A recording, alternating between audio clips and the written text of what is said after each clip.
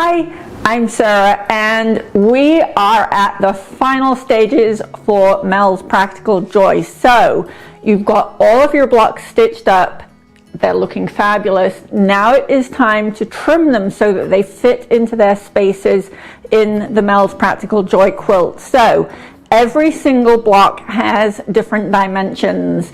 Some of them fall in the center of the quilt, some of them are on an edge.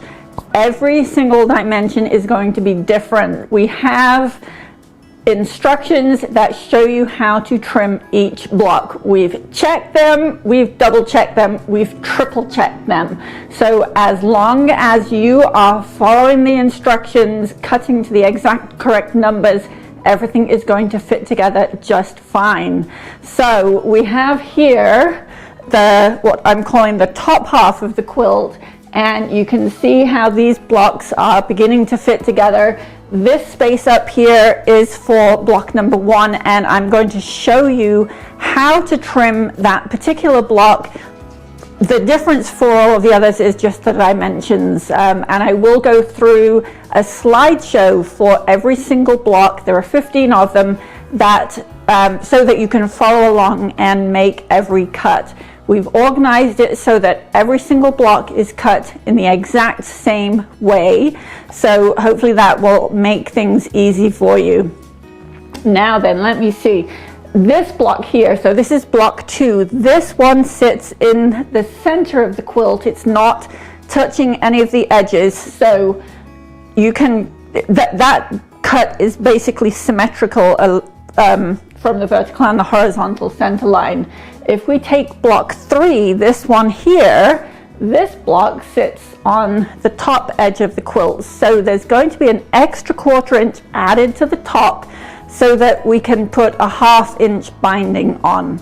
We're going to have 1/2 inch sashing between all of the blocks, and I'm so excited to show you my technique for doing this. I don't think it's ever been done before, but we are going to add the sashing. It's going to look just as fabulous on the front and the back, and I think it's going to be pretty simple and easy. So one thing, if you're looking at this block and thinking that sticks out the end here, not by a lot but by a little, I figured that if we get this end trimmed up as we want it to be, this is 48 inches across. We're actually going to cut it at 48¼ inches, I think, because it sits on the outside edge.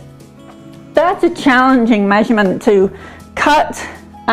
So I figured, you know what? The 6-inch tall part is pretty simple and straightforward. Getting the one end cut is also pretty straightforward, but we'll leave the other end so that we can trim it once it's actually been added to the quilt, and that way we eliminate a possibility for error there. So it's coming together, it's looking gorgeous. I'm going to show you right now how to trim block 1. I am recommending that you use 2 different rulers, a 20½ inch ruler, 20½ inch square, and an 8½ by 24 inch square. Those 2 rulers together, and I'm going to show you how I work with them together, makes the cutting much simpler. Now there are a couple of blocks, this big one here, block 3, are bigger, and we need to add just a 6-inch wide, doesn't matter how long it is, ruler just to help us measure that cut.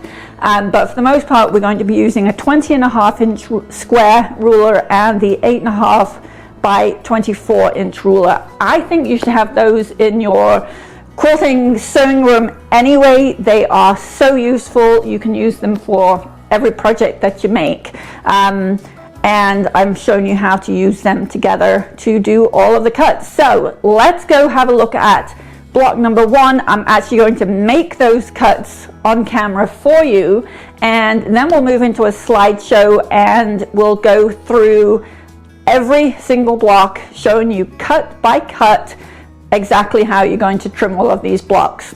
So let's get to it.